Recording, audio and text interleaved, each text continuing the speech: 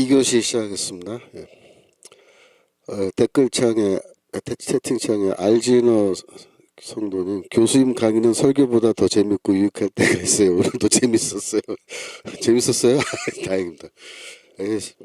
이 성경 공부하는 게 이게 지루하면 안 되는데 참 이게 재밌어야 되는데 저도 노력하겠습니다. 127페이지입니다. 127페이지 어디냐면은 이사야서 51장 4절.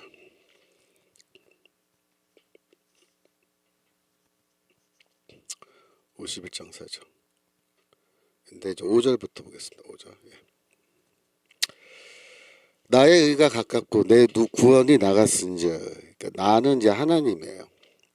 하나님의 의가, 나의 의가 가깝고 나의 구원이 나갔은즉 내 팔이 만민을 심판하리니 섬들이 나를 앙망하며 내 팔에 의지하리라. 여기서 이제 나의 구원과 나의 의는 동의어예요. 하나님이 의를 주시면요, 그게 구원이에요. 그래서 나의 의가 가깝고 내 구원이 나갔다. 이 말은 뭐냐면 너희들에게 곧 구원이 임할 거다. 내가 너희들에게 곧 나의 의를 주겠다. 그렇게 말씀하신 건데, 이 심판이란 말이 왜 나오냐면요, 구원과 심판은 동시에 일어납니다. 여러분, 이걸 이상하게 생각하시면 안 돼요. 구원이 나왔는데 왜 또 심판이가 나오지? 다 구원 받아야 되는 거 아니야? 그렇지 않아요. 전체 인류 중에서 극히 일부만, 예수를 믿는 일부만 구원받는 거예요.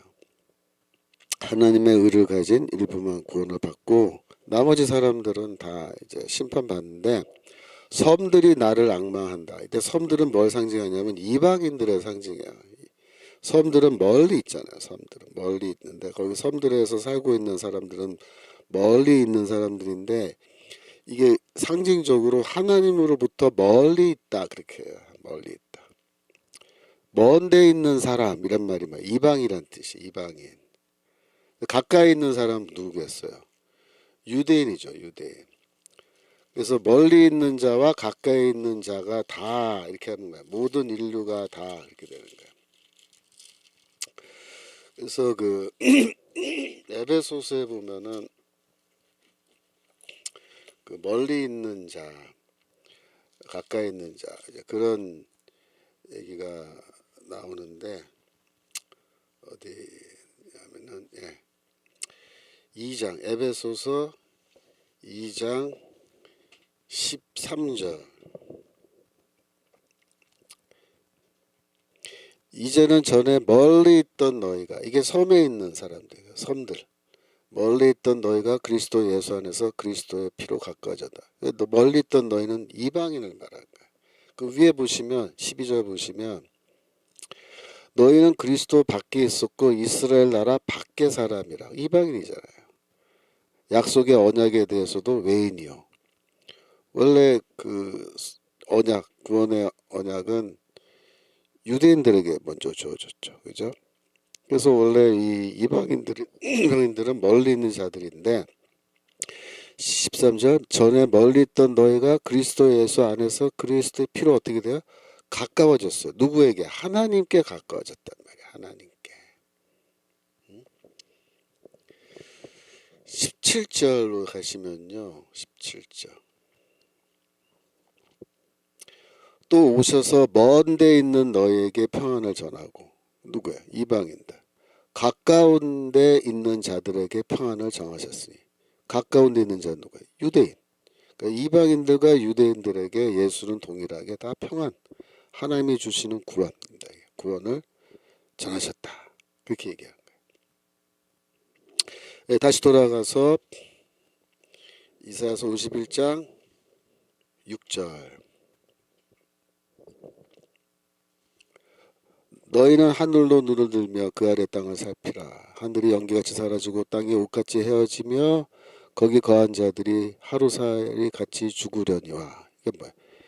이게 결국 종말의 때 예수께서 재림하시고 할 때 천지 개벽이 일어나는데, 그때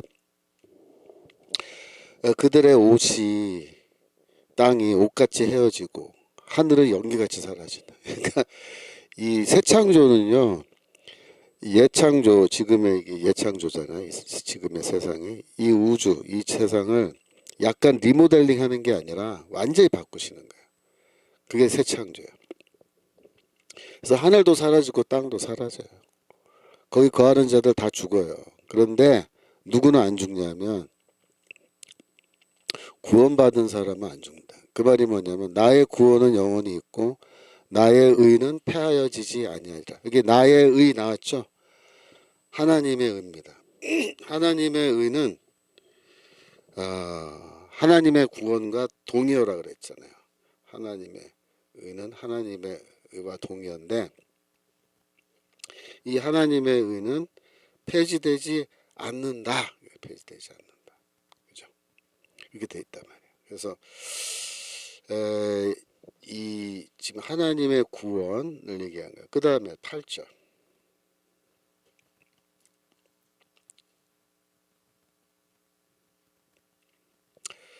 그들은 옷같이 좀에게 먹힐 것이며 그들은 양털같이 벌레에게 먹힐 것이로되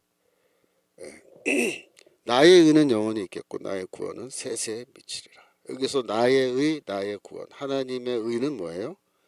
하나님의 구원을 말하는 거예요. 그러니까 너희는 나의 나라와 나의 의를 구하라. 나의 의. 그게 뭐야? 나의 구원을 구하는 거예요. 그러니까 하나님의 의와 하나님의 나라는 다 구원이에요. 나의 구원을 구하라. 나의 구원은 영원히 있겠고 나의 구원은 세세에 미친다. 이게 돼 있어요. 그러니까 이런 구약 성경의 맥락을 잘 이해를 하고 마태복음 6장 33절을 이해해야 된단 말이에요. 그게 문제인 거예요. 그게 문제인 거예요. 지금 채팅창에 호은이님 궁금한 것은 좌파 신학자들도 예수를 전한다고 할 텐데요. 그곳에 신도들의 구원이 있을까요? 입니다. 불쌍한. 예. 어떨 것 같아요, 여러분? 이게 좌파 신학자들이 정치 신학이죠. 이게 완전히 정치 신학으로 복음을 해석해서 예수의 그 복음은 사회 구원 이루는 거다. 사회 정의를 이루는 거다. 그래서 정의롭고 평등한 세상을 만들면 그게 하나님 나라다. 그게 우리에게 주어진 구원이다. 이렇게 가르쳐서 그것이 정말 성경 말씀인 줄, 그게 정말 예수의 구원의 메시지인 줄 알고 그거를 믿고 나가서 사회 운동한다고 이거 하면요, 좌파 운동하면 하나님께서 채울 심판 때 그 성도들에게 그래 너희가 그래도 복음을 믿었구나 그러고서는 구원을 주실 거냐 그 질문이죠. 어떨 것 같아요?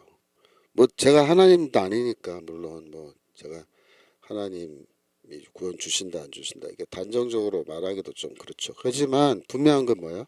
그들은 참된 복음을 듣지 못한 거예요. 참된 복음. 예수의 십자가 죽음으로 우리가 믿음으로 구원받는다는 참된 구원은 그들은 듣지 못한 거예요. 그럼 참된 구원을 모르는 거죠. 그들의 믿음은 뭐예요? 헛된 믿음이에요. 잘못된 믿음. 거짓 복음 믿은 거죠. 거짓된 복음. 잘못된 복음을 믿어서 참된 믿음이 없으면 어떻게 되겠어요? 구원 못 받는다고 봐야 되지 않겠어요? 아마도. 제가 보기엔 그래요. 그래서 이단하고 똑같은 거예요.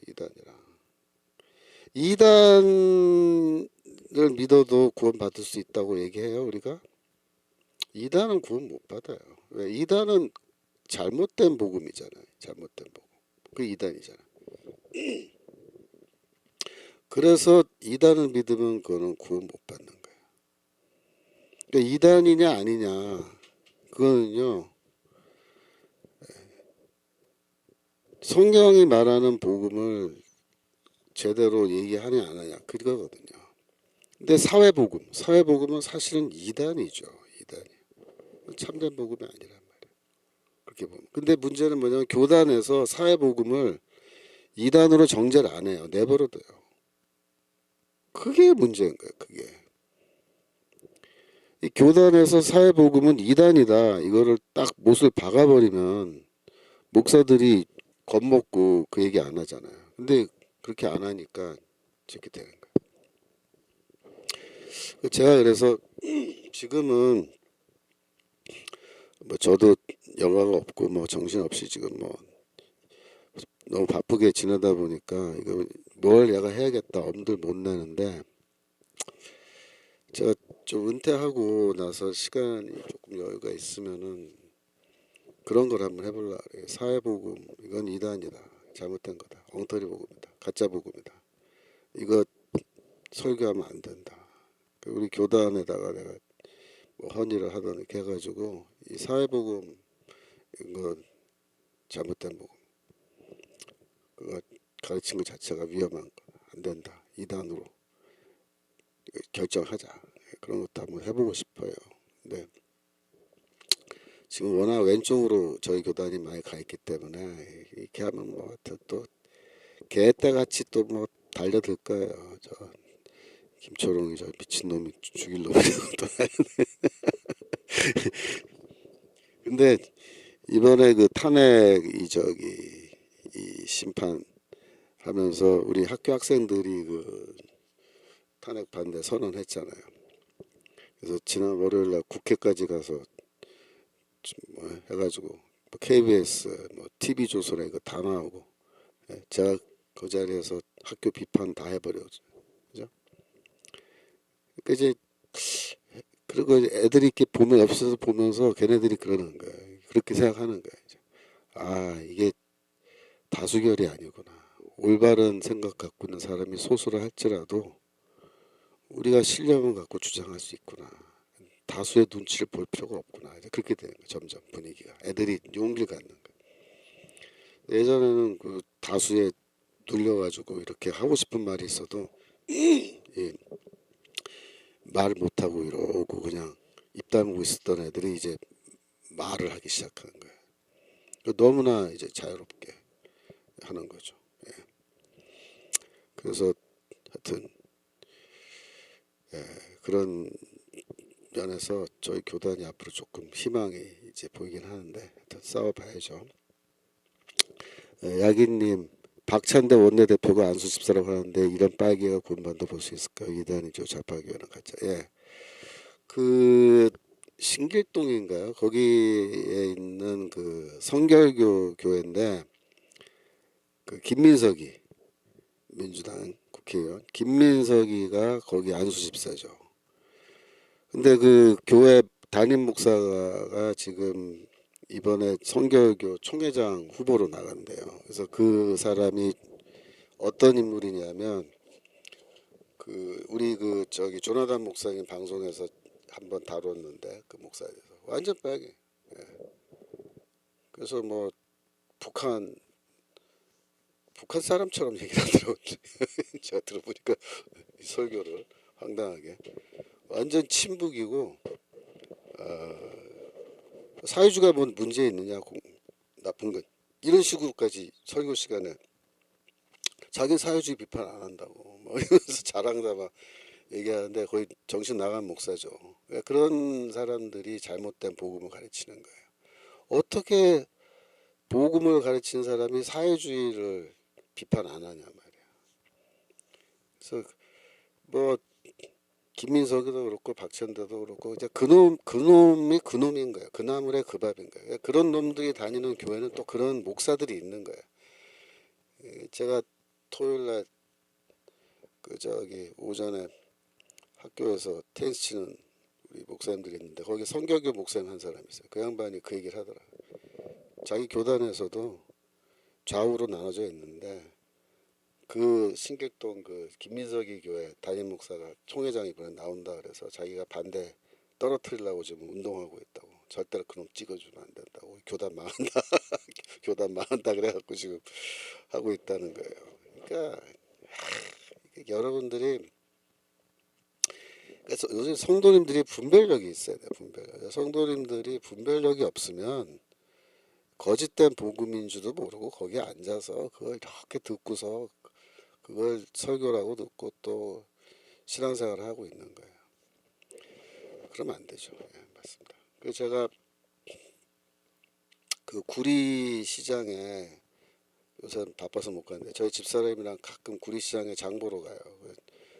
그 반찬 맛있게 해주는 가게가 있어서 반찬 좀 사러 가는데 근데 바쁘니까 반찬할 시간도 없고 그래가지고 하여튼 거기 가면은 거기 죽을 파는 가게가 있어요. 그래서 단팥죽, 호박죽, 무슨 죽 해서 파는 죽 가게인데 거기 가면 이제 출출할 때 죽 한 그릇 먹고 오거든요. 죽을 먹으면서 그 주인 아주머니가 찬송가를 틀어요. 그 가게 안에서 계속. 그 이제 죽 먹다가 제가 여쭤봤어요. 아이 그 저기 어디 교회 다니세요? 그랬더니 어디 교회 다닌대요. 그래서 그 교회 권사님이세요? 그랬더니 뭐라 하냐면 권사는 맞는데 그 교회에서 권사를 받은 건 아니다 그런 거예요. 그래서 그럼 어디서 받으셨어요? 했더니 제가 원래 감리교 교회 다녔대요. 거기서 권사 받고 거의 뭐 몇십 년을 거기서 신앙생활을 했는데 목사님이 감리교인데 좌파란 거예요. 좌파. 그래갖고 자기가 어렸을 때부터 친구들이랑 같이 거기서 다 권사 받고 이제 있기 때문에 떠나기 싫었는데 결국 결심을 했대요. 내가 더 이상 이 교회에서는 신앙생활 못하겠다. 이 좌파 목사 이 설교 듣고는 내가 신앙생활 못한다. 그래서 다른 교회로 갔대요. 그래서 지금 그 교회 다니고 있는데 속으로 뭐라 하냐면 재미는 없대요. 재미는. 옛날 친구들 없으니까 가서 예배만 드리고 집에 오는 셈이고 뭐 아는 사람도 없고 그러니까 재미는 없대요. 근데 뭐라 하냐면 그래도 그 교회 옛날 그 교회로 돌아가기 싫대요. 좌파 목사 있는 교회는 그런 거예요. 그래서 제가 잘하셨다, 잘하셨습니다. 잘하셨습니다. 지금 교회에서 또 사람들 사귀고 하시면 됩니다. 결국은 친구 만나러 교회 가는 게 아니잖아요. 복음 들으러 가는 거예요. 복음 들으러 성경 말씀 제대로 배우러 그게 안 되잖아요. 그게 안 돼. 미가서 7장 9절. 미가서 7장 9절. 내가 여호와께 범죄하였으니 그의 진노를 주께서 나를 위해 심판하사 신원하시까지 그의 노를 당하려니와 주께서 나를 인도하사 광명에 이르게 하시리니 내가 그의 의를 보리라. 내가 범죄하였고 내가 하나님의 진노를 당하는 게 맞지만 하나님이 나를 광명의 빛으로 인도해 주시면 구원해 주시면 은혜로 내가 하나님의 의를 보리로다. 이런 게 다 뭐예요?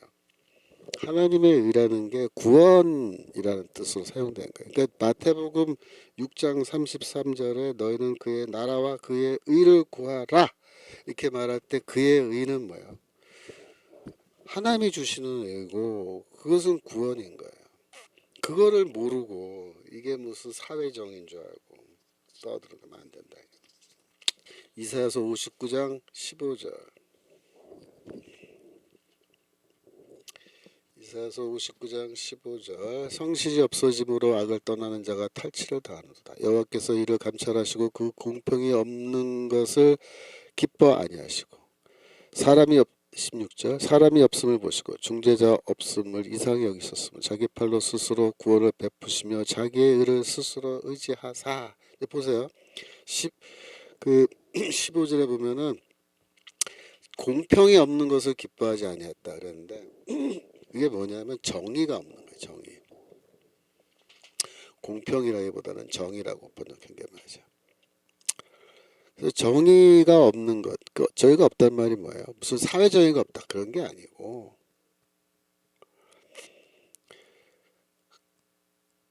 그 정의는 하나님의 의를 말하는 거예요. 하나님의. 특별히 이 인간들에게 의가 없다. 의가 없다. 불의하다 이거죠. 아까 그랬죠. 우리의 의는 다 낡은 옷같이 헤어져서 더럽게 되었고, 그죠?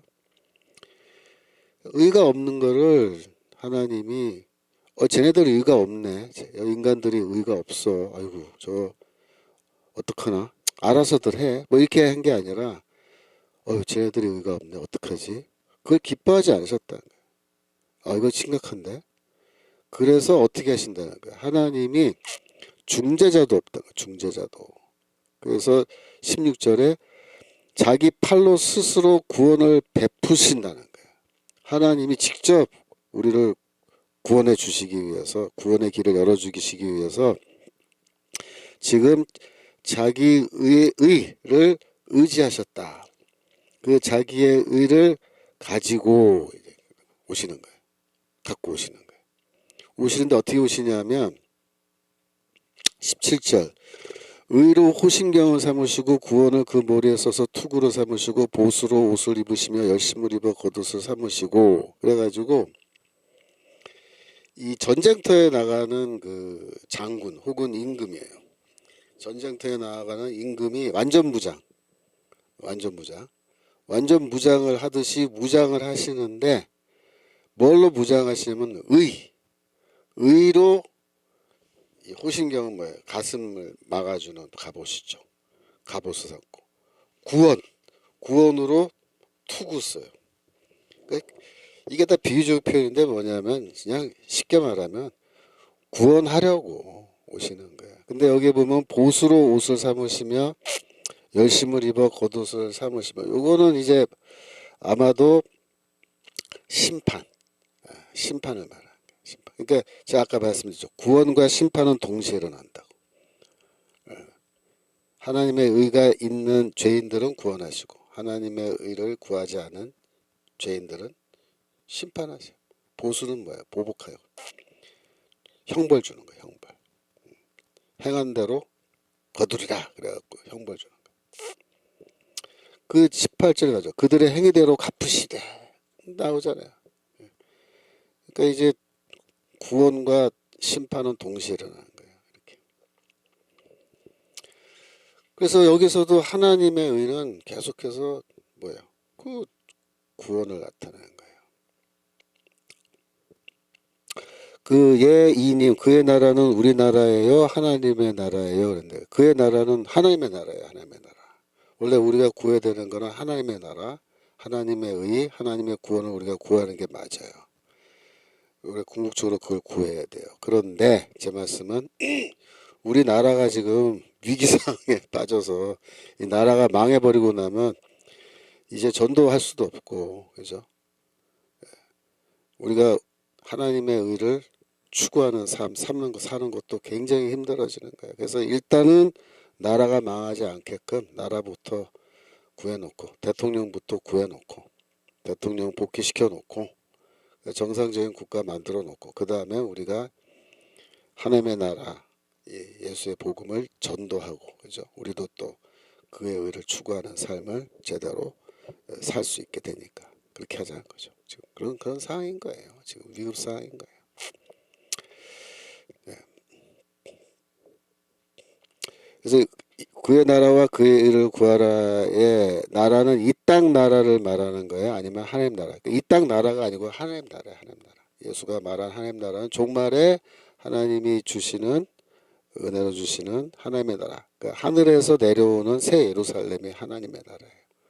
그거를 우리가 추구하는 삶을 살아야 된다. 원래는 그게 맞아요. 그런데 하필이면 이 땅에 대한민국이 이 나라가 이 저기 지금 입법, 사법, 행정 그리고 경찰 조직까지 군대는 말할 것도 없고 경찰 조직까지 이게 다 이 좌파 세력에 넘어가서 잘못하면 이게 진짜 공산주의 나라 되는데 우리나라가 이 공산주의 나라 되면요 중국의 그 속국이 되는 거예요.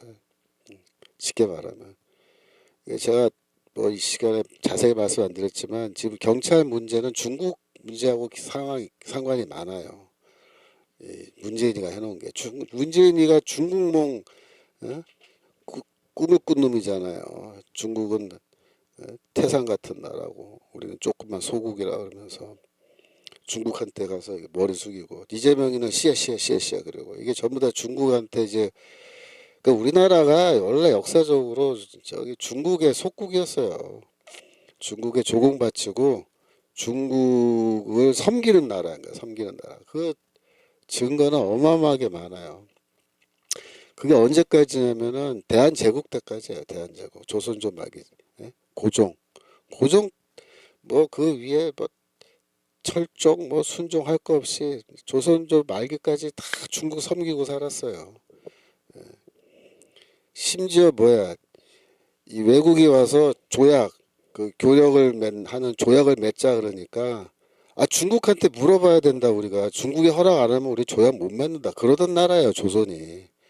근데 지금 잠깐 이제 이승만 박정희 덕분에 대통령 덕분에 중국의 눈치 안 보고 살게 됐는데, 그걸 다시 이 민주당 놈들이, 문재인, 이재명 이런 놈들이 중국의 속국으로 만들어가고. 근데 지금 왜냐하면 미국 중국 전쟁, 미중 전쟁이라고 지금 전쟁 상황이야. 사실은 총 안 쏘는 무역 전쟁인데 이게 심각한 전쟁이에요. 그래서 이 전쟁 와중에 우리가 중국 편에 서면요 어떻게 되는지 알아요? 예? 이 미중 전쟁 와중에 우리가 중국 편에 선다. 지금 대통령 탄핵되고, 그럼 어떻게 되냐면 이 나라에서 전쟁이 일어납니다. 이 나라에서 우크라이나 같이 되는 거예요. 중국이 생각을 해보세요. 미국이란 한판 지금 붙어야 되거든요. 미국도 그렇고. 미국은 이미 우리는 전쟁 불사한다고 선언했어요. 중국이랑. 전쟁 하려면 해라. 우리는 두렵지 않다. 이렇게 선언했다고요. 그러니까 중국이 도발하면 한다고요. 근데 중국이 생각해 보세요. 어디 자기 본토에서 하면 좋겠어요? 안 한다고요. 대만에서 하면 할 수 있죠. 그죠? 또 우리나라 혹은 두 군데서 동시에 할 수 있어요. 두 군데 동시에. 그걸 얘기하는 거예요. 그럼 우리나라 전쟁터 돼요. 미국이 이거 우리 동맹으로 생각 안 한다니까요. 그렇게 되면 동맹 아니라고 보는 거예요. 이미 그 어저께가 그저께 그거 나왔죠. 그 저기 우리나라가 뭐 미국에서 뭐라고 무슨 나라로 지정됐다고? 예? 뭐 에너지 문제 때문에 감시해야 되는 국가로 선정됐다 그랬잖아요. 그게 그 얘기예요. 원전 미국이 원전 기술, 그다음에 AI 기술 이런 거 다 에너지와 관련된 기술인데 이거를 한국에다가 주고 싶어도 못 준다는 거예요. 지금 왜? 회사 안에 간첩들이 다 들어와 있어서 기술 주면은 이게 다 중국으로 나간다는 거예요. 정보가 이 기밀이 민간 국가 그래 민간 국가 그 얘기예요. 그래서 한국에는 정보를 주면 안 된다 그 얘기하는 거예요. 그러니까 원자력 발전소 뭐 국방 관련돼 있는 기업들 거기에 직원들이 있는데 거기에 중국 애들이 들어와 있고 간첩들이 들어와 있는 거예요. 문재인 때 뭐 했어요? 국적 가리지 말고 차별하지 말고 다 저기 고용해야 된다. 취업할 때 그거 했잖아요. 그래갖고 중국 애들 막 들어온 거야 그때 회사에. 그러니까 연령, 성별, 지역 출신 구분하지 말고 해야 되기 때문에 국적을 따지지 않고 취업 문 다 열어줬다고요. 그러니까 미국이 지금 와서는 그럼 너희한테 정보 못 주는데 우리가 이거 기술 이전 못 해주는데 그 얘기하는 거야. 무슨 말이냐면 걔네들 다 내보내는 거야. 간첩들 다 잡아서 다 내보내야 된다는 거야. 그 청소해내야 된다. 그래야 우리한테 에너지 기술 준다는 거야. 무슨 말인지 알겠죠? 예. 지금 그런 상황까지 가 있으니까 위험한데 이거 대통령까지 넘어가고 예? 이거 저기 이재명이가 되면요 민주당이 행정, 사법, 입법, 경찰, 군대 다 장악한 거잖아. 그럼 이게 뭐 곧바로 중국의 친중국 국가가 되는 거예요. 그러면 대한민국은요 그 자리에서 미국의 적국이 되는 거예요. 미국이랑 한번 싸우실 거예요? 민주당 놈들은 지금 한판 하겠다는 거죠. 중국 그랑 같이 손잡고 미국, 미군 몰아내고 하겠다는 거죠. 그러니까 이게 불바다된 거 전쟁터. 제가 그래서 한미일 삼각 공조 무너지면 전쟁 난다고 말하는 게 그 얘기예요. 그러니까 지금은 그래서 우리가 영원한 하나님의 나라, 하늘나라, 종말의 하나님 나라를 우리가 구해야 되지만 지금은 워낙 위급 상황이니까 우리 기독교인들이 먼저 나라부터 이 땅의 나라부터 구해놓고 그러고 나서 우리가 일단 한숨 좀 돌리고 그 다음에 뭐 어떻게 전도할까, 어떻게 하나님 나라와 하나님의 의를 구하는 삶을 우리가 살 수 있을까, 그거를 그 다음에 좀 고민해도 된다 이거 된다. 이거 나라 지금 이 넘어지면요 당장에 이제 전쟁의 먹구름이 확 몰아닥쳐요. 큰일 나요. 여러분 미국은요 인정사정 없는 나라입니다. 우리 우방이지만 미국은 인정사정 안 봐줘요. 쉽게 말하면 너희가 우리를 배신해? 미국의 동맹이 너희가 우리를 배신해? 그래? 배신해 그러면. 그리고 봐줄 것 같아요?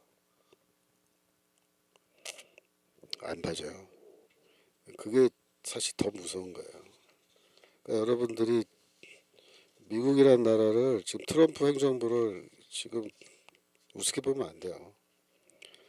지금 굉장히 강경한 사람들 중심으로 돼 있기 때문에 지금 시진핑도 지금 까불면 죽어요.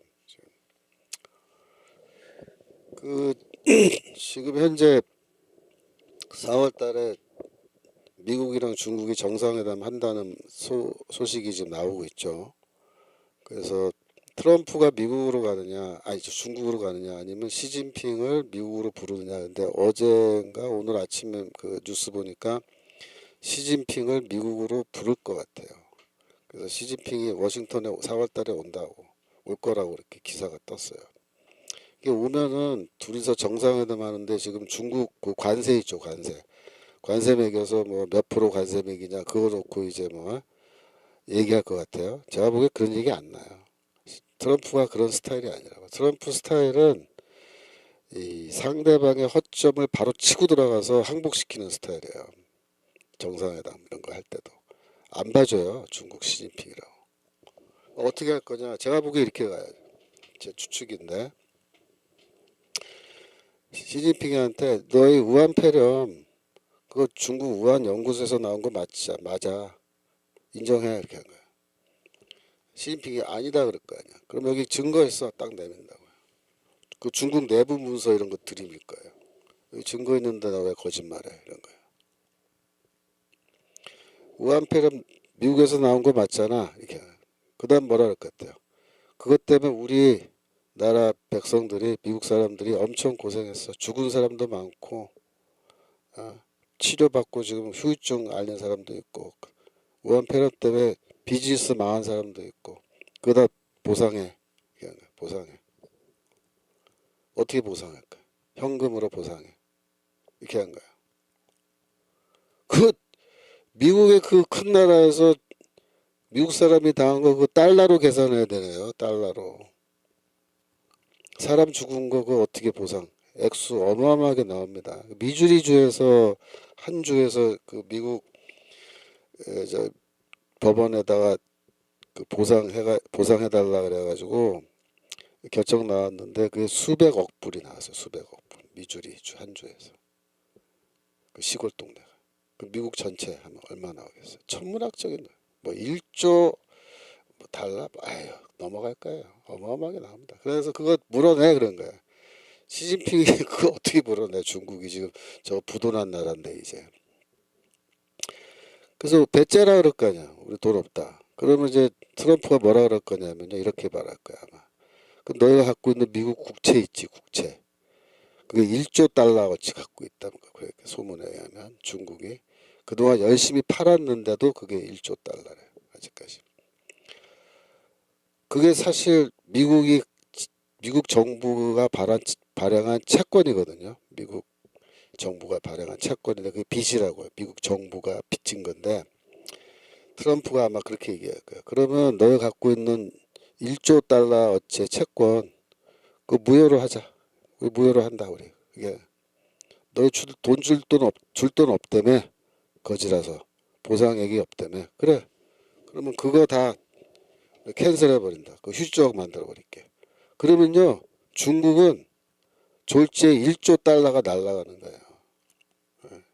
그게 뭐 정부가 갖고 있던 돈이고 개인이 갖고 있던 돈이고 다 날아가는 거야. 난리 나는 거야.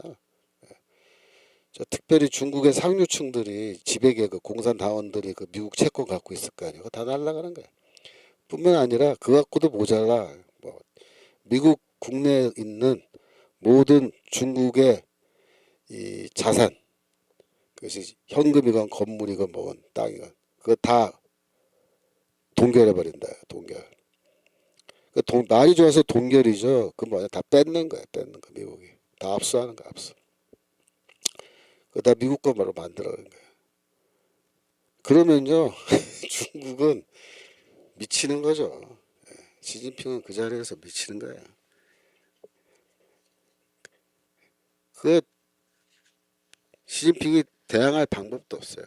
미국이 일방적으로 채권 다 휴지 조각 만들어 버리고 그다 저거 채권 뭐야 자산 다 동결하는데. 근데 그 선례가 있어요. 왜냐하면 그 바이든 때 우크라이나 전쟁이 일어나니까 러시아의 자산을 미국이 다 동결시켰다고. 그래서 러시아 돈을 은행에 있는 러시아 자산 다 뺏었어요. 그렇게 해놓고 그 돈으로 우크라이나 지원했다는 거예요. 우크라이나 지원금 그 돈으로. 근데 그것도 우크라이나에 얼마 준다 그러고서는 돈을 빼돌려 가지고 지금 미국에 있는 그 민주당 바이든부터 해서 그 민주당 그 고위 관리들이 그다 해먹었다는 거예요. 그래서 트럼프가 그다 폭로 좀 하겠다고 벼르고 있잖아요. 그 우크라이나로 갈 돈이 안 갔다는 거예요. 그 다음에 또 갔는데 그거를 젤렌스키가 또 해먹어갖고 이놈이 또 돈 빼들어갖고 또 해외 구자에 또 넣어놓고 그렇게 된 거죠 지금. 그러니까 엉망진창인 거예요 지금 미국도. 근데 트럼프가 다 바로 잡는 건데 러시아 거를 다 동결해서 미국이 다 압수한 그 선례가 있기 때문에 중국 것도 할 수 있어요. 왜 못해요 트럼프가 하려면 하죠. 그래서 중국 때려잡는 방법이 여러 가지가 있어요. 그 채권 다 무효화시켜버리는 것도 방법이고 여기 미국 안에 있는 자산 다 동결시킨 것도 중국에 엄청난 타격을 주죠. 그 지배계급한테는 공산당원들한테. 이렇게 해놓고 이제 관세까지 해서 이제 조지는 거예요. 그렇게 해서 미국 조져. 그런데 우리가 중국 편에 선다? 예? 이런 상황 속에서 미쳤어요? 어? 씨에씨에씨에씨 그러면서. 그러니까 이재명이 따라가면요 이 나라가 망하는 거예요. 미국이 그런 식으로 중국 때려잡고 지금 중국이 까불면은 전쟁 불사 이러고서 이제 딱 기다리고 있는데 그 와중에 어? 세상 어떻게 돌아가는지 모르고 친중 국가가 돼야겠다고? 그러니까 이 좌파들은 우리 학교 교수들도 내가 그래서 보면요 저 진짜 멍청이들 멍청이들 막 욕이 나오려 그래. 낙가무라 쪼다 같은 놈들이야. 진짜 병신 낙가무라 쪼다 같은 놈들. 윤석열 탄핵하라고 성명서나가 그게 제정신이 아니에요. 이런 상황 속에서 어떻게 그 세상 돌아가는 걸 몰라요. 그러면 신학이라도 제대로 하냐? 신학도 제대로 몰라요. 성경도 제대로 하냐? 성경도 몰라요. 뭐 하는 것들인지 모르겠어요. 저렇게 앉아가지고 나라를 망하는 길로 가야 된다고 소리나 지르고 앉았고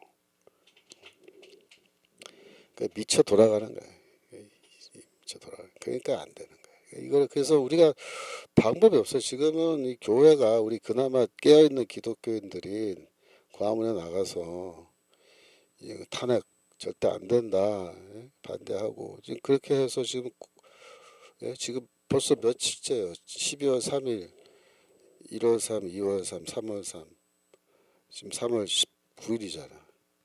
그러면은 석 달하고도 반이 지났네. 그 100일이 넘었어요. 100일 넘게 우리가 지금 이 싸움을 했는데 처음에 뭐 사실 쉽지 않은 싸움이라고 생각을 했지만 그래도 하여튼 참 정광 목사님 총대 메시고 앞에서 진두지휘하시고 아이고 진짜 과문 아니었으면요 이거 끝장났어요 벌써. 그러니까 지금 일단 고비 넘긴 것 같으니까 조금 우리가 또 봐야죠. 그죠? 자 다시 돌아와서 이사야서 45장 8절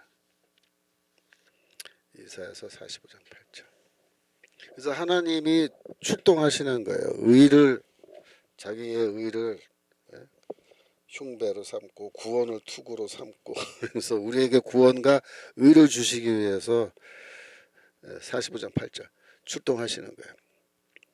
그렇게 해서 어떻게 하시는 거냐. 이게 중요한 구절이에요. 45장 8절. 내가 상당히 좋아하는 구절인데 너 하늘이여 위에서부터 의로움을 비같이 듣게 할지어다. 이 듣게 한다는 말이 뿌리는 것, 뿌린다는 말이에요. 비같이 뿌릴지어다. 궁창이여 의를 부어 내릴지어다. 땅에 열려서 구원을 내고 의도 함께 운돋게 할지어다. 나 여호와가 이 일을 창조하였느니라. 그래서 하늘에서 하나님의 의를 뿌려주세요. 그래서 구름이 의를 비구름이 의를 마치 비를 이렇게 내리듯이 내리는데 잔잔한 이슬비가 아니고 폭우가 막 쏟아지듯이 위에서 막 부어주신단 말이에요. 하나님의 의를.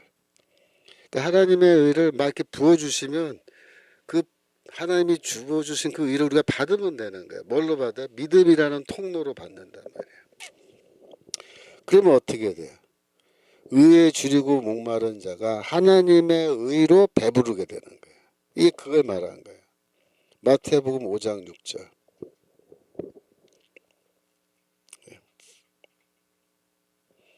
의에 줄이고 목마른 자는 복이 나니 저희가 배부를 것이며. 그죠? 부어주시니까. 흠뻑 부어주시니까. 감으로 메마른 땅에 단비를 내리시는데 그것도 뭐 추적추적 내리는 비가 아니고 폭우. 막 그냥 들이붓는 폭우 막 이렇게 의를 막 부어주시. 그러니까 저희가 어떻게 의에 줄이고 목마른 자들이 그 갈증이 다 해소되고 배고픔이 다 사라진다. 그 얘기예요. 그 얘기. 이런 맥락에서 6장 33절 다시 보면은 그죠? 이게 어떻게 보면 대결론이에요. 6장 33절이 이 산상수훈 5장 3절에서 얘기한 그 이게 대결론인데 너희는 먼저 그의 나라와 그의 일을 구하라. 그래야만 이 모든 것을 너에게 다 하신다. 그래서 그의 나라와 그의 의는 바로 하나님이 주시는 의, 하늘로부터 물 붓듯이 부어주시는 의, 누굴 통해서? 예수 그리스도를 통해서 주시는 의를 너희가 받아야 된다. 그걸 목표로 해서 그걸 추구하는 삶을 살아라. 그러니까 우리는 이미 그 목표 달성한 거잖아요. 그러니까 우리는 뭐 하면 살아야 돼? 다른 사람들에게 이 복음을 전해서 그들이 이 복음을 통하여 그들도 하나님이 하늘로부터 내려주시는 의를 받아 하늘로부터 내려오는 하나님의 나라에 우리와 함께 들어가게끔 인도해주는 그 전도와 선교의 사명 말하는 거예요. 그거 하는 거죠. 그거 열심히 전도하고 또 교회 개척하고 막. 근데 지금은 하여튼 비상 상황이라서 우리가 일단은 이 나라 구하는 일에 먼저 이 땅 위의 나라 먼저 구하고 이거 좀 살려놓고 그러고 나서 우리가 영원한 하나님의 나라 위해서 더 열심히 일을 해야 될 줄로 믿습니다. 그래서 우리 정광훈 목사님도 원래 전 목사님이 그 설교하시는 거 다 들어봐서 아시잖아요. 저희가 또 그 신학자 토크에서도 전 목사님 설교 뭐 분석하고 이렇게 하는 거 다 하지만 우리가 그 볼 때마다 이건 성경적이고 성경에 있는 모든 메시지를 전반적으로 큰 그림을 잘 보여주시는 그런 설교를 해주시기 때문에 정말 좋은 그런 목회자고 그래서 이런 전 목사님 같은 분들이 사실 전도하고 이런 걸 더 잘 하실 수 있다고요. 다 하시고 정말 그래서 우리 하나님의 나라와 의를 구하는 이 사역이 더 잘 될 수 있는데 그러나 전 목사님도 지금은 뭐 하여튼 국가적 비상 상황이니까 여기 나오셔서 이렇게 하는 거죠. 하시는 거고. 그래서 이제 모르겠어요. 이게 지금 언제 싸움이 다 끝나고 정말 우리가 다시 일상으로 돌아갈 수 있을지. 근데 하여튼 일상으로 좀 빨리 돌아가서 저도 정상적인 스케줄의 삶을 좀 살고 싶어요. 근데 아직까지는 이제 그 좀 시간이 걸리죠. 제가 그 예전에 그 계엄령 선포되고 국회에서 탄핵 소추안이 통과된 그 다음날 제가 사랑제일교회에서 저녁 예배 때 제가 그 설교하면서 뭐 강연인 셈이죠. 강연하면서 네 가지의 단계를 지나가야 된다 그랬잖아요. 네 가지 단계. 그래서 지금 이제 계엄령 선포된 단계. 그래서 사람들이 어리둥절하고 있는 단계입니다. 그래서 뭐 내란이냐 그랬고 막. 두 번째 탄핵 심판 단계다. 이거 제 2막으로 넘어가는데 2막은 배경이 헌법재판소라 그러죠. 헌법재판소에서 이제 대통령이 법리를 놓고 재판하는 게 2막이고 3막은 이 재판에서 승리하여서 다시 복귀하는 거다. 복귀. 대통령직에 복귀하는 거다. 그래서 3막에서는 뭐라 그랬어요? 제가 그때 대반격이 시작되는 거다. 대반격. 그래서 여기까지는 수비. 막는 것에 치중을 해서 어떻게든 대통령을 구해내는 그걸 해야 되는데 이제 대통령이 살아 돌아오면 그때부터는 다시 힘을 모아서 반국가 세력을 척결하는 3단계. 이게 지금 이제 좀 있으면 시작할 거예요. 대통령이 돌아오면은 이제 광화문도 구호를 바꿔야 되고 우리가 더 공격적으로 이제 나가야 돼요. 그래서 막 압박을 넣어가지고 아까 말씀드린 것처럼 경찰청, 선거관리위원회 두 개가 이제 약한 고리예요. 선거관리위원회는 무조건 서버 깔아 이렇게 가야 돼요. 서버 깔아. 서버 공개하고 포렌식 하라. 그래서 뭐라고 변명하고 다 필요 없어요. 시끄럽고 그냥 까. 그러겠네. 시끄러. 그러니까 뭐 우리 가족 회사 같이 했는데 미안합니다. 우리 그 저기 채용 비리 이런 거 다 조사 받을게요. 시끄럽고 그건 당연한 거고 그냥 서버 까. 그래서 아니 뭐 테레비 안 보셨어요? KBS에서 뭐 또 뭐 MBC에서 뭐 이런 거 하면서 부정선거 없다고 다 이미 텔레비에서 다 나왔는데요. 그럼 시끄럽고 그냥 써볼까? 왜냐하면 지금 국민이 두 개로 나눠져 있다. 국민이 50대 50으로 나눠져 있는 거예요. 무슨 뜻이냐면 50은 지금 현재 선거 시스템을 신뢰를 못 한다는 거예요. 신뢰를 못 해. 우리 못 믿겠다는 거예요. 선거관리위원회를 못 믿겠다는 거예요. 지난번 선거가 부정선거인지 아닌지에 대해서 논쟁이 너무 심해서 국론이 지금 둘로 나눠져 있는 겁니다. 이쪽은 아니 아무 문제 없는데 왜 그래 그런 쪽이고 이쪽에서는 이거 완전히 엉터리고 부정선거다 이거 아니야. 그러니까 둘이가 나눠져 있는 거잖아요. 그러니까 이 상태에서는요 국론이 분열된 상태에서는 국가가 하나가 될 수 없어요. 이거를 하나로 합칠 수 있는 유일한 방법이 뭐야? 서버가 포렌식하고 선거의 명부 다 깔아놔요. 다 공개해서 포렌식 해야 돼. 그래서 포렌식은 국내외의 전문가들 그다음에 공정성을 보장받을 수 있는 그런 사람들로 구성해서 이 포렌식을 하면 됩니다. 그래서 포렌식을 해가지고 그 결과를 놓고 얘기하자. 결과를 놓고 그러면은 그거 가지고 정말 부정선거 없었다 그러면 오케이. 그러면 우리가 다시 하나가 되는 거죠. 근데 그거 안 하고는 우리가 하나가 못 돼요. 하나가 못 돼. 서버 포렌식 안 하고 국론이 하나가 되는 길이 없어요. 그러니까 무조건 까야 돼. 이거는 까야 돼. 그래서 지금 그 서버 리스 해와가지고 지금 서버 이거 빈 서버고 뭐 까봐야 아무것도 안 나온다라고 지금 그렇게 얘기하는 사람도 있고 저도 뭐 컴퓨터 전문가는 아니기 때문에 저도 그런 줄 알았는데 또 전문가들 얘기 다시 들어보니까 뭐라 하냐면은 리스를 해서 이거를 했다 하더라도 지금 선거관리위원회에 남아있는 그 원래 서버 거기에 다 이게 연결돼서 작업을 하기 때문에 거기에 흔적이 남는데요. 그걸 다 지우고 해도 흔적이 남아있다. 그래서 그게 일단 서버를 포렌식 하면은 포렌식을 제대로 하면은 그걸 아무리 지워도 그게 뭐 지워지지 않기 때문에 나온다는 거죠. 복구할 수 있다는 거예요. 그러니까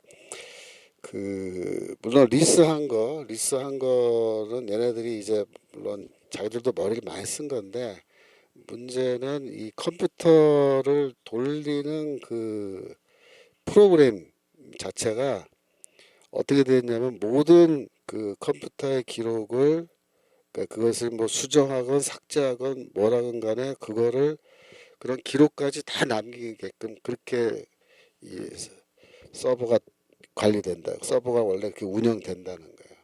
그래서 아무리 외부 걸 갖다 쓰고 뭐 지우고 어쩌고 다 해봐도 결국은 전문가들이 붙어서 포렌식 하면 다 복구된다는 거예요. 복구되고 다 자료 찾아낼 수도 있고 흔적 지운 거 언제 몇 시에 뭘 지었는지도 다 찾아낼 수 있다는 거예요. 그러면 하여튼 그런 흔적들이 나오기만 해도 그거로도 상당히 이제는 얘네들이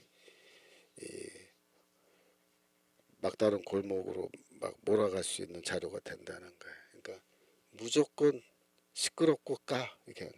그래서 선거관리위원회 앞에 가서 우리가 만약에 주중에 시위한다 그러면은 다른 거 필요 없어요. 국민이 하나 되기 위해서는 서버 까는 거밖에 길 없다. 깔아. 이게. 그거를 막 밀어붙여야 돼요. 그래서 이걸 열어서 하여튼 보면은 하여튼 이 그동안에 우리가 의혹으로 갖고 있던 거를 상당 부분 우리가 그 증거를 찾아낼 수 있을 거로 봅니다. 그러니까 진짜 빈 서버냐 깡통이냐 다 지워서 깡통을 만들어 놔도 거기에 흔적이 남아 있기 때문에 그거를 복구할 수 있다는 거예요. 그러니까 어제 어떤 유튜브 봤는데 그건 또 재밌는 얘기하는데 뭐냐면 선거관리위원회가 포렌식 프로그램을 구입했다는 거예요. 한 1억 원을 주고. 선거관리위원회가 왜 포렌식 프로그램을 샀느냐. 그것도 말이 안 되잖아요. 선거관리위원회는 포렌식 그 프로그램을 1억이나 주고 살 이유가 없거든요. 근데 왜 샀겠어요? 자기들이 지운 거 한번 포렌식 해본 거 뭐가 나오나 포렌식 하면 이게 제대로 지워졌나. 그러니까 이게 미친놈들이야. 선거관리위원회. 하여튼 이게 끝도 없습니다. 파면 팔수록 더 황당한 자료들이 튀어나오고 있기 때문에 이제 쉽게 말하면 또 물을 수 있어요. 너희 포렌식 장비는 왜 샀냐? 포렌식 프로그램은 뭐 하려고 샀냐? 뭘 포렌식 하라고 샀냐? 아니 선거관리위원회가 무슨 뭐 수사기관도 아닌데 포렌식 프로그램을 왜 사요? 그것도 1억씩이나 비싼 돈 주고. 하여튼 이게 뭐 의혹 덩어리입니다. 의혹 덩어리. 하여튼 자 이제 새로운 노트로 넘어갑니다. 7, 8, 9, 11장 노트인데요. 129페이지부터 시작하는 거예요. 그래서 제가 지난주에 올려드렸는데 혹시 프린트를 다 하셨는지 모르겠는데 어떤 분들은 아까 프린트 했다라고 채팅창에 말씀하셨는데 혹시 안 하신 분 계시면 어떤 뭐 오늘 수업 끝나고라도 가셔서 저기 프린트 하시면 되겠습니다.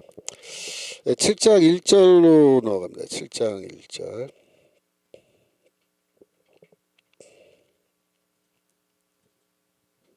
비판을 받지 아니하려거든 비판하지 말라. 2절. 너희의 비판은 그 비판으로 너희가 비판을 받을 것이요 너희의 헤아리는 그 헤아림으로 너희가 헤아림을 받을 것이니라.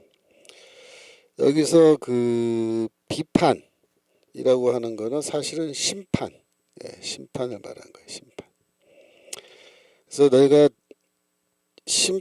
너희가 남을 심판하는 그 기준으로 너희가 심판받게 될 것이다. 그렇게 얘기한 겁니다.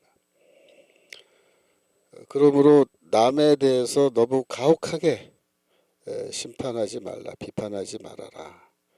그렇게 이제 이야기하는 거예요. 그래서 이거는 뭐 주의 말씀이고 심판의 어떤 원칙이니까 우리가 뭐 가타부타 말할 필요가 없어요. 이 말씀하시면 그것이 그냥 진리인 거죠. 우리는 받아들여야 됩니다. 그래서 우리가 이 우리 이웃과 분쟁이 있고 혹은 개인적으로 싸움이 있고 그래서 비판할 때 하여튼 좀 살살 봐줘가면서 비판하는 거예요. 살살 봐줘가면서. 제가 월요일날 국회 갔잖아요. 국회 그 조배수 의원이죠. 조배수 새누리당 국민의힘. 그래서 그 조배수 의원실에서 이제 그 해줘야 그 소통관이라고 그래요. 국회 소통관에서 그 기자들 쫙 있는 데서 그 기자들 앞에서 기자회견 할 수 있거든요. 그래서 조배수 의원이 그 자리에 직접 오셔야 돼요. 그 국회의원이 와서 그거 시작해주게 돼 있거든요. 소개 다 하고. 그래서 오셨어요. 그래갖고 이제 뭐 초면이죠. 전 초면인데 하여튼 해줘서 가서 이제 인사하고 이제 기자회견 문 다 읽고 그래서 이제 끝나고 내려왔어요. 그래서 끝나고 내려와서 뭐 간단하게 사진 한 장 찍고 그러고서 이제 조배수 의원이 뭐라고 얘기했냐면 아 역시 신학대학교에서 오신 분이라 그런지 이렇게 발표하시는데 내용을 제가 들어보니까 굉장히 품위가 있고 격조가 있어서 너무 좋았습니다. 그렇게 이야기를 하더라고요. 그래서 제가 아니 그 전에 여기 와서 한 사람들은 품위 없이 무슨 뭐 쌍욕이라도 하면서 했나 그런 생각이 좀 들면서 웃음이 나왔어요. 근데 이제 제가 그 자리에서 동료 교수들, 장신대 교수들 비판도 하고 특별히 총장이 그 지금도 그 홈페이지 총장 칼럼에 이 윤석열 대통령을 뭐라 그래 뭐 바보 같은 대통령이라 그랬더나 뭐 그러면서 막 비난한 글 그대로 올려놓고 안 내리고 있거든요. 제가 어제 확인했는데 아직 안 내렸어요. 그리고 뭐 설교 시간에도 막 똑같은 얘기 막 입학 예배 시간에 신입생들 앞에서 그런 말 막 하고 한 거. 그런 거 이제 비판을 하는데 제가 그 다들 교수고 그러기 때문에 우리가 교수들끼리 서로 비판할 때는 점잖게 비판하지만 이제 내용을 읽어보면 상대방이 좀 속이 부글부글 끓게 만드는 방식으로 이제 글을 쓰죠. 저는 그런 걸 잘 써요. 점잖게 속 뒤집어 놓는 어떻게 하다 보니까 그걸 잘 쓰게 됐어요.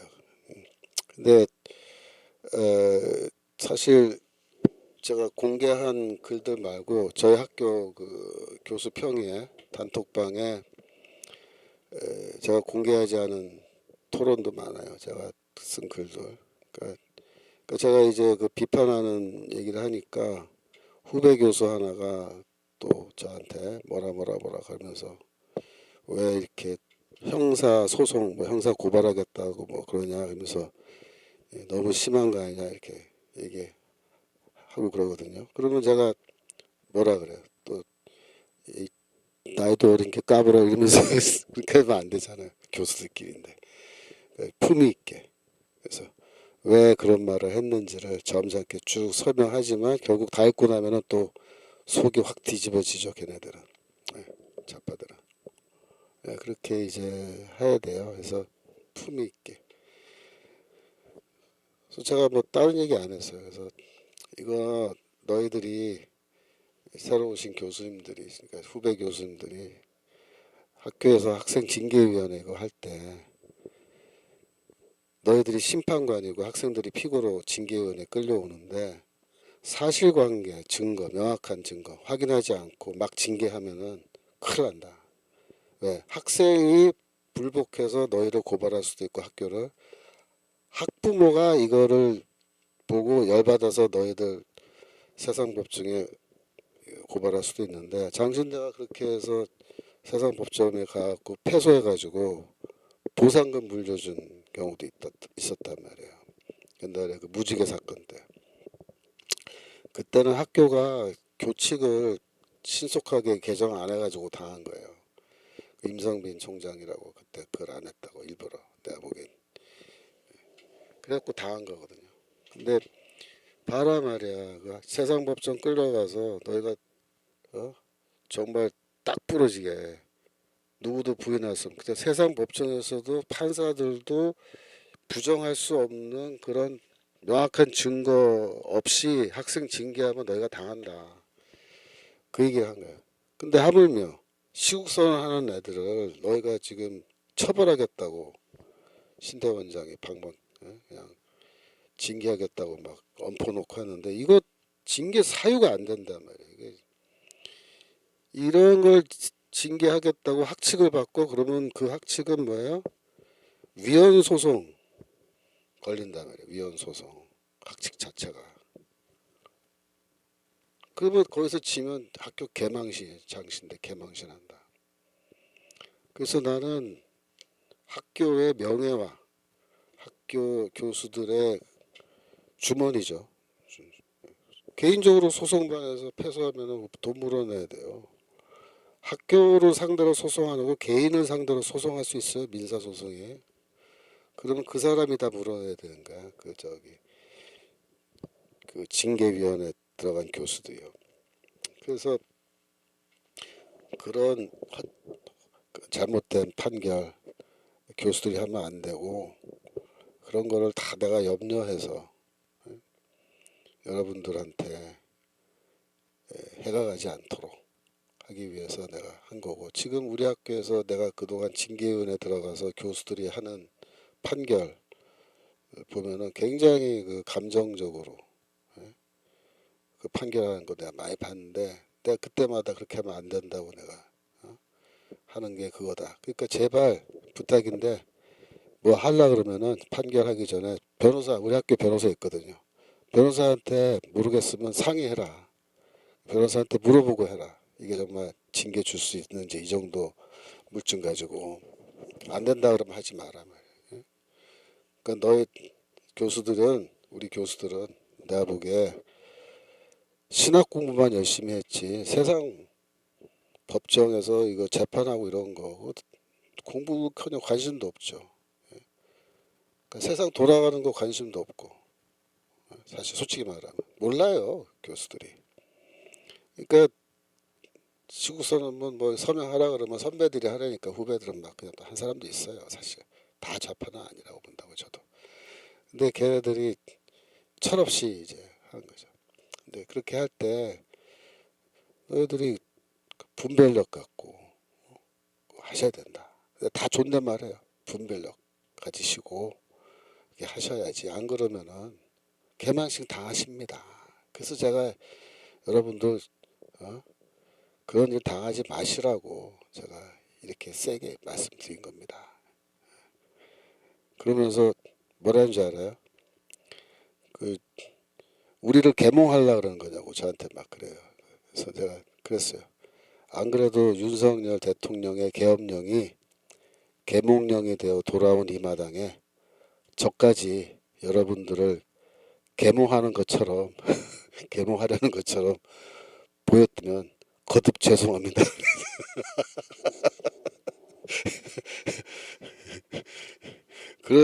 그리고 제가 정말 죄송해서 말한 것처럼 들리죠. 하지만 그건 다 뒤로는 한 방 먹이는 거죠. 다. 너희는 더 계몽 당해야 된다. 그 소리죠. 저는. 그래서 이 품위 있게 싸워야 돼요. 품위 있게 사실은.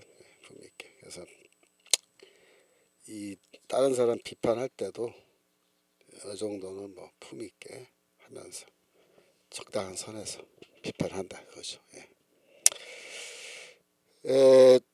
마태복음 7장 12절 7장 12절 그러므로 무엇이든지 남에게 대접을 받고자 하는 대로 너희도 남을 대접하라. 이것이 율법이요 선지자다. 그렇죠. 그러니까 내가 이런 기준으로 내가 심판받으면 좋겠다라는 그런 정도 선에서 너희들도 다른 사람을 비판하라. 이렇게 하는 거죠. 비판하라.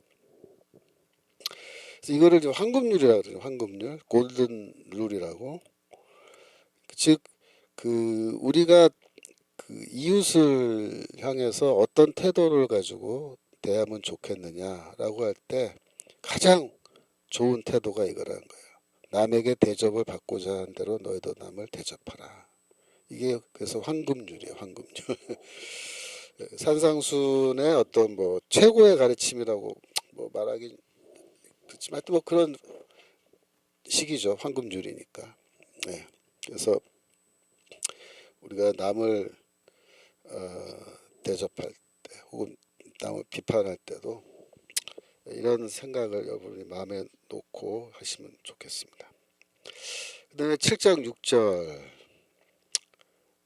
거룩한 것을 개에게 주지 말며 너희 진주를 돼지 앞에 던지지 말라. 그들이 그것을 발로 밟고 돌이켜 너희를 찢어 상하게 할까 염려하라. 그러니까 요 구절이 상당히 그 아주 해석하기가 아주 까다로운 구절이에요. 왜냐하면 개하고 돼지가 나오기 때문에 이 개돼지가 누구냐. 요즘에 개돼지란 말이 너무 많이 나오죠. 뭐 국민은 개돼지라 하냐. 그러면서 근데 이제 여기 이제 주님께서는 거룩한 것을 개에게 주지 말고 진주를 돼지 앞에 던지지 말라 이렇게 말씀하시는데 그 질문은 개와 돼지가 누구며 거룩한 것과 진주는 대체 뭘 말한 거냐? 그게 이제 대답돼야 해석이 되는 건데 그래서 개돼지는 원래 그 유대교 전통에서는 더러운 동물, 그러니까 동물이 다 뭐 웬만하면 다 더럽죠. 뭐 동물들이 목욕탕 가서 목욕한 것도 아니고 다 그렇죠. 그러니까 이제 동물들은 지저분하지만 그러나 이제 리추얼리 그러니까 의례적으로 의례 의식이라는 관점에서 더러운 걸로 분류되는 동물을 말하는 거죠. 더럽다는 거죠. 부정한 동물이죠. 근데 그 개는 특별히 유대교 전통에서는 이방인을 개라고 불렀어요. 이방인. 그러니까 개와 돼지는 어떤 종류의 사람을 말한 거잖아요. 그죠? 정말로 개와 돼지를 말한 건 아니죠. 개와 돼지라고 여기 지금 상징이 되어 있는 이런 종류의 사람들 누구냐 이거죠. 이방인이냐 개돼지는 그게 지금 고민이죠. 그럴까 하니까. 그 다음에 거룩한 것과 진주는 이제 귀한 거죠. 거룩한 건 뭐 더 귀한 거죠. 진주보다 훨씬 귀한 건데 여기서 진주도 여기서는 상징이야. 정말 진주를 말한 게 아니고 거룩한 것, 진주 이건 귀한 거고 좋은 건데 여긴 그 뭐냐 이건 아마도 복음을 말한 것 같아. 복음, 예수의 복음. 그러니까 복음을 원래 모든 사람에게 전해야 된다라는 그런 생각 우리는 하는데 이 마태복음에 보면은 복음을 누구에게는 전해야 되고 누구에게는 전하지 않아도 된다라는 그런 얘기가 있어요. 그래서 여기에서 이제 그 돼지라는 거는 이 거룩한 진주와 같은 거룩한 것의 가치를 알아오지 못하고 그거를 복음을 전해주면은 그를 발로 밟을 뿐만 아니라 너희를 찢어 상하게 한다 그렇게 말하거든요. 너희를 물어서 너희를 공격한다는 거예요. 그러니까 이 청중인데 복음을 전해줘야 되는 청중인데 그 청중이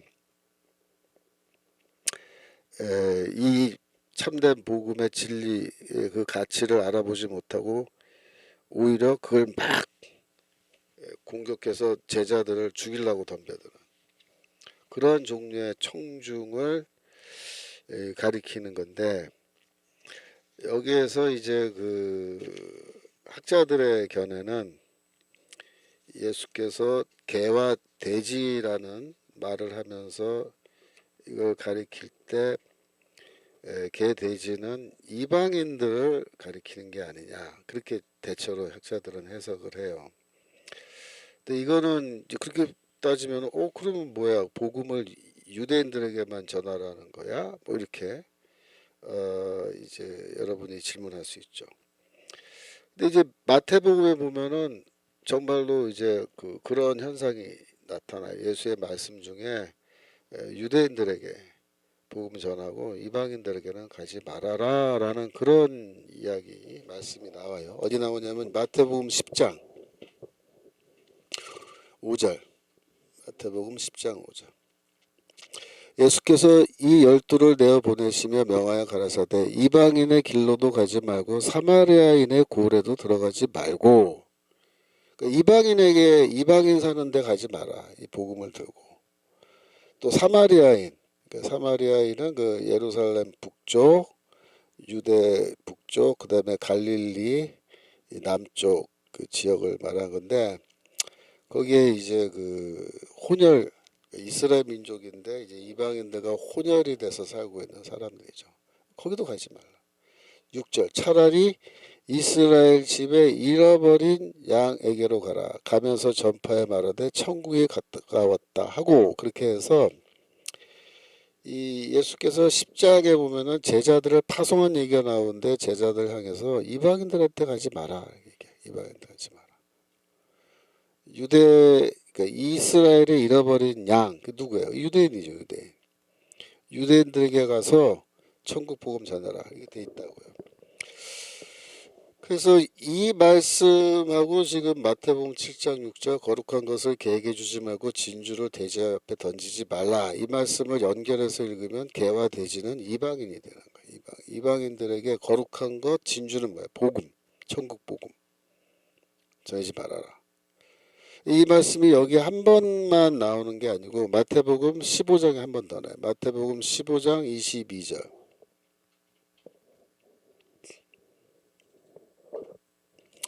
가나안 여자 하나가 그 지경에서 나와서 소리질러 가로되 주 다윗의 자손이여 나를 불쌍히 여기소서 내 딸이 흉악히 귀신 들렸나이다 하되, 가나안 여자가 이게 이방인 여자인 거죠. 이방인 여자가, 그러니까 딸도 이방인인 거죠. 근데 귀신 들렸다. 23절. 예수는 한 말씀도 대답지 아니하시니, 예수가 그 말 듣고도 아무 말도 안 하고 가만히 있어요. 제자들이 와서 청하여 말하되 그 여자가 우리 뒤에서 소리를 지르오니 보내소서. 시끄러워 죽겠어요 선생님. 저 여자가 계속 따라오면서 저 이방인 여자가 떠드는데 저 소리 못 지르게 그냥 멀리 쫓아버리세요. 그러니까 24절에 예수께서 대답하여 가라사대 나는 이스라엘 집에 잃어버린 양 외에는 다른 데로 보내심을 받지 아니하였노라 하신대. 그 예수님의 대답이 특이하죠. 이방인 여자를 향해서 야 나는 이스라엘 집에 잃어버린 양, 즉 유대인들 외에는 다른 데로 보냄받지 않았어. 이방인들에게로 내가 보냄받은 거 아니야. 그 말이 뭐예요? 거절하는 거거든요. 너 가나안 여인이잖아. 내가 너랑 무슨 상관이 있어. 나 유대인들에게 보냄받았는데. 이렇게 말씀하시니까 25절. 여자가 와서 예수께 절하며 가로되 주여 저를 도우소서. 대답하여 가라사대 자녀의 떡을 취하여 개들에게 던짐이 마땅치 아니하다. 여기 개가 나오잖아요. 그러니까 이 개가 마태복음 7장 6절에 거룩한 것을 개에게 주지 말아라 라고 하는 그 개하고 같은 뜻일 거란 거예요. 그래서 자녀의 떡, 유대인에게 줘야 할 떡을 내가 왜 개, 즉 이방인에게 줘야 되냐. 그 마땅하지 않다, 옳지 않다. 그렇게 굉장히 뭐랄까 차갑게 말씀하시니까 27절. 여자가 가로되 주여 올소이다마는 개들도 제 주례상에서 떨어지는 부스러기를 먹나이다 하니.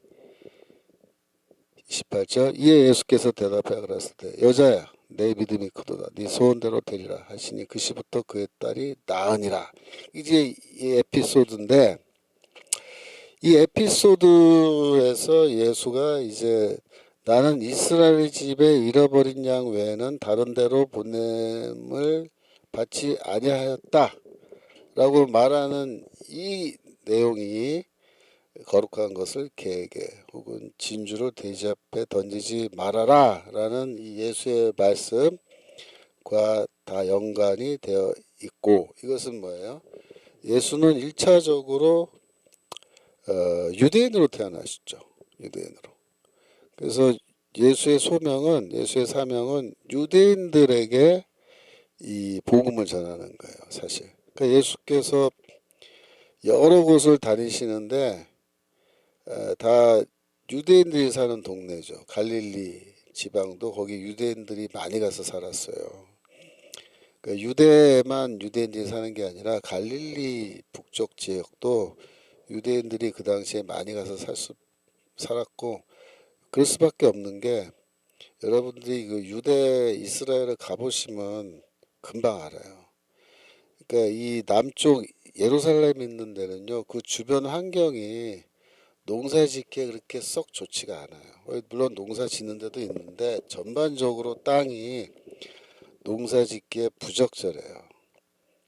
대부분 땅들이. 그런데 차를 타고 고속도로 타고 갈릴리 쪽으로 쭉 올라가잖아요. 그게 뭐 한 서울 부산 거리까지는 안 돼도 꽤 돼요. 서울 대구 정도 될 것 같은데. 하여튼 그 차 쭉 타고 가면요, 처음에는 바깥 풍경이 좀 황량해요. 이렇게 뭐 나무도 별로 없고 그냥 광야, 이렇게 야산, 뭐 바위 있고 막 그래요. 근데 한 반쯤 올라가기 시작하면 그때부터 점점 땅 색깔이 바뀌어요. 땅의 색깔이 그 붉은 흙 있죠. 붉은 흙으로 바뀌면서 색깔이 진해져요. 그리고 점점점 큰 나무들이 보이기 시작해요. 숲이 나오고. 그래서 환경이 확 바뀌어요.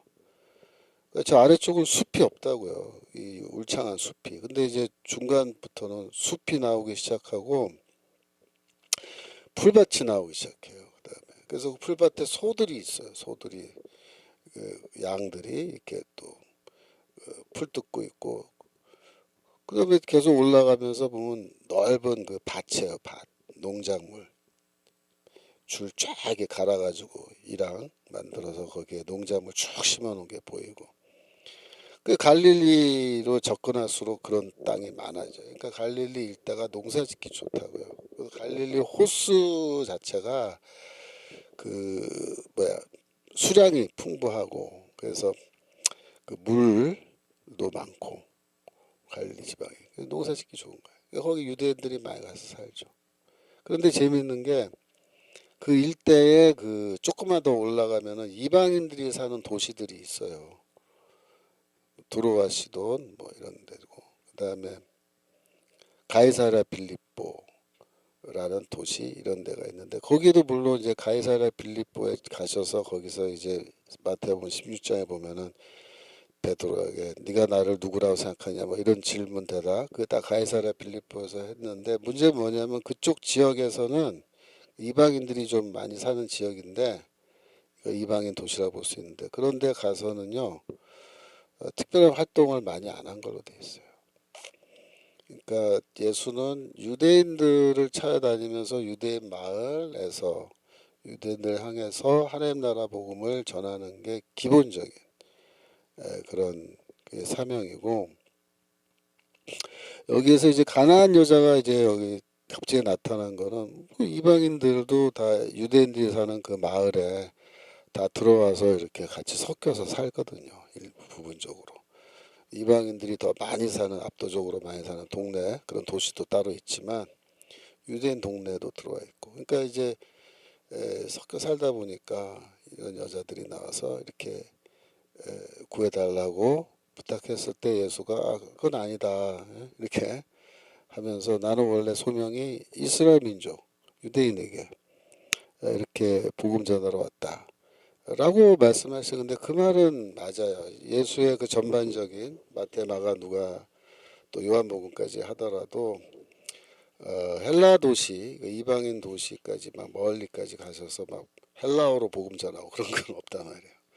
그러니까 예수는 이 사람들, 그래서 제자들하고 같이 있을 때도 예수와 함께 있는 동안에는 너희가 유대인 선교에 집중을 해라, 그렇게 돼요. 유대인 선교에 집중해라.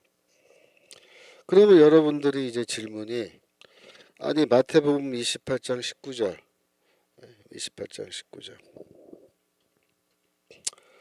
그러므로 너희는 가서 모든 족속으로 제자 삼아 아버지 아들과 성령 이름을 세례 주고. 이건 뭐야? 모든 족속은 이방이잖아. 그러면 예수는 제자들은 왜 또 이방인을 향해서 가라고 시켰냐? 그게 그렇게 된 거야. 원래 예수가 이방인의 빛으로 이 세상에 오셨고 이방인들에게도 그 구원의 복음이 미치게 되겠지만 예수 생전에는 그러니까 십자가에 죽으시기 전까지는 주로 유대인 선교에 집중을 해요. 유대인 선교에 집중을 하는데 유대인들이 그러면 예수를 다 믿느냐? 다 믿지 않아요. 상당수는 뭐 조금 믿지만 대부분은 다 배척해요. 그래서 10장 17절 마태복음 10장 17절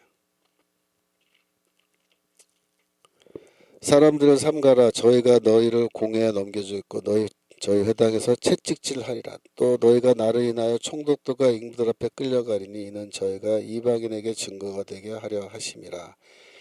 그래서 이 17절은 제자들이 유대인들에게 박해받는 얘기를 얘기한 거고 18절은 이 이방인들 앞에서 박해받는 얘기를 하는 건데 너희가 지금 나와 함께 다니면서 이 유대인 선교하고 있고 내가 가고 난 다음에도 누군가는 유대인 선교를 계속 하긴 할 텐데 너희 제자들 중에 너희 다 핍박받고 것이고 그 다음에 너희들 제자들의 상당수는 이 총독들과 임금이라고 하는 이방인들 재판받고 거기서도 이제 이렇게 고난당하게 되는데 그게 다 이방인들에게 너희가 증거가 되기 위해서 이렇게 하는 거다. 그러니까 너희 제자들은 내가 죽고 부활하고 승천한 이후에 이방인 선교하러 가야 된다라는 그 말씀을 그때부터 하신 거야.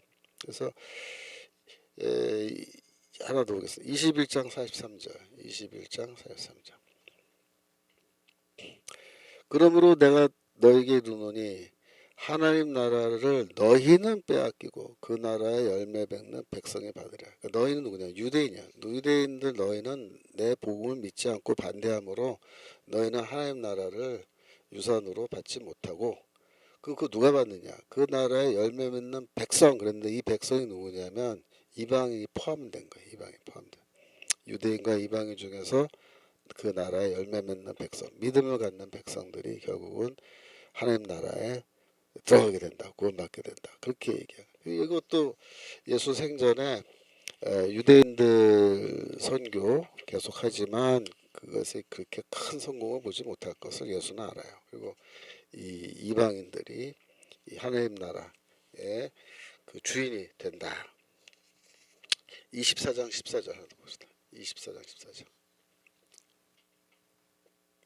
이 천국 복음이 모든 민족에게 증거되기 위하여 온 세상에 전파되리니 그제야 끝이 오리라. 그래서 예수는 제자들에게 돌아가시기 직전에 이 복음이 세상 끝까지 모든 민족에게 이방인들에게 다 전달돼야 된다. 너희가 그 가서 증언해야 된다. 라고 그렇게 얘기하는데 이거는 이제 그 예수가 죽으시고 부활하신 그 이후의 상황을 말한 거예요. 일단 오늘 거기까지 해야 될 것 같아요. 제가 오늘 40분까지 수업을 하면 안 돼요. 왜냐하면 제가 또 학교 그 학생 지도하는 수업이 있어서 가봐야 되는데 지금 출발을 해야 제가 시간 안에 학교 도착해서 또 수업을 할 수 있을 것 같아서 오늘 한 5분 정도 일찍 끝나겠습니다.